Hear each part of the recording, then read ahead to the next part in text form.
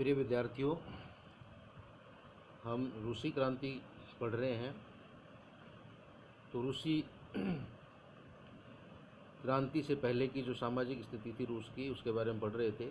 इससे पहले वीडियो के अंदर हमने 1905 की क्रांति के बारे में पढ़ा। अब देखिए, पहला विश्व युद्ध और रूसी साम्राज्य। 1914 में दो यूरोपीय गठबंधनों के बीच युद्ध छिड़ गया। यूरोप के अंदर जो दो गठबंधन थे, यूरोपीय गठबंधन, उनके बीच युद्ध छिड़ गया, जिसे प्रथम विश्व युद्ध कहा जाता है। एक खेमे में जर्मनी, ऑस्ट्रिया और तुर्की, जिनको केंद्रीय शक्तियां कहा जाता है, तो दूसरे खेमे में फ्रांस, ब्रिटेन और रूस। बाद में इटली और रोमानिया भी इस खेमे में शामिल हो गए।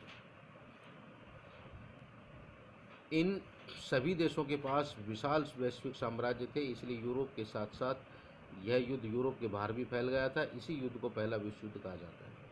ध्यान दें यहाँ पर कि जो भी गुट थे, जैसे कि पहला गुट बताया जर्मनी, ऑस्ट्रिया, तुर्की, दूसरा फ्रांस, ब्रिटेन, रूस, तो इनके जो साम्राज्य था, इनका ऐसा नहीं था यूरोप के अंदर ही था, इनके साम्राज्य दूसरे देशों में भी थे।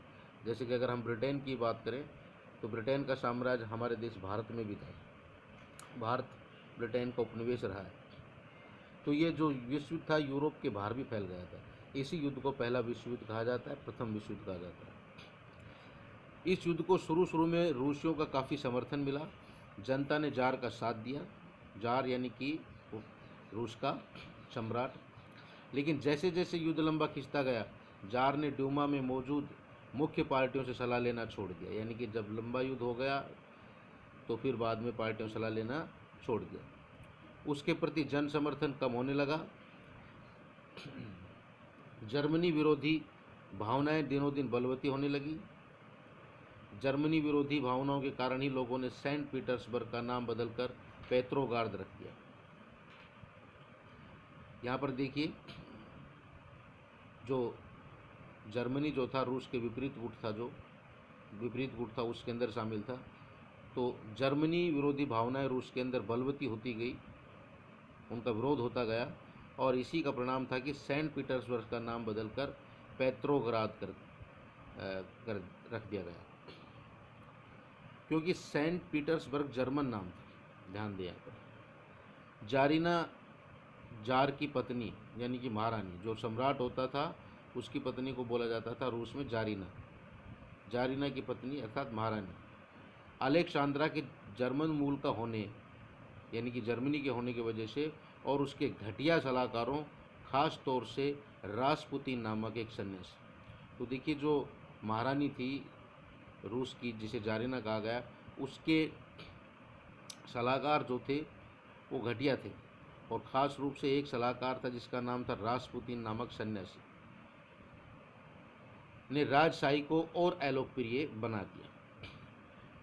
प्रथम विश्व युद्ध के पूर्वी मोर्चे पर चल रही लड़ाई पश्चिमी मोर्चे की लड़ाई से भिन्न थी। पश्चिम में सैनिक पूर्वी फ्रांस की सीमा पर बनी खाइयों से लड़ाई लड़ रहे थे, जबकि पूर्वी मोर्चे पर सेना ने काफ़ी बड़ा फासला तय कर लिया था। इस मोर्चे पर बहुत सारे सैनिक मौत के मुंह में जा चुके थे। सेना की पराजय ने रूसियों का मनोबल तोड़ दिया। जब सैनिकों की बहुत बड़ी संख्या मौत होने लगी तो सेना का जो रूसियों का जो मनोबल है वो टूट गया। 1914 से 1916 के बीच जर्मनी और ऑस्ट्रिया में रूसी सेनाओं को भारी पराजय झेलनी पड़ी। 1917 तक 70 लाख लोग मारे जा चुके थे। देखिए, बहुत बड़ी संख्या है ये। पीछे हटती रूसी सेनाओं ने रास्ते में पड़ने वाली फसलों और इमारतों को भी नष्ट कर डाला। क्यों कर दिया? ताकि दुश्मन की सेना वहां टिकी न रह सके। फसलों और इमारतों के विनाश से रूस में 30 लाख से ज़्यादा लोग शरणार्थी हो गए। इन हालात ने सरकार और जार दोनों को अलोकप्रिय बना दिया। सिपाही भी युद्ध से तंग आ चुके थे, अब वे लड़ना नहीं चाहते थे। युद्ध से उद्योगों पर भी बुरा असर पड़ा, यानी कि जो उद्योग थे उन पर भी बुरा असर पड़ा।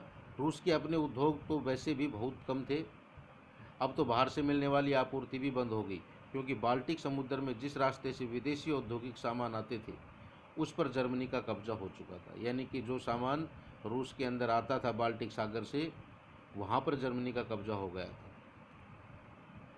यूरोप के बाकी देशों के मुकाबले रूस के औद्योगिक उपकरण ज़्यादा तेज़ी से बेकार होने लगे। 1916 तक रेलवे लाइनें टूटने लगी। अच्छी सेहत वाले मर्दों को युद्ध में झोंक दिया गया, यानी कि जो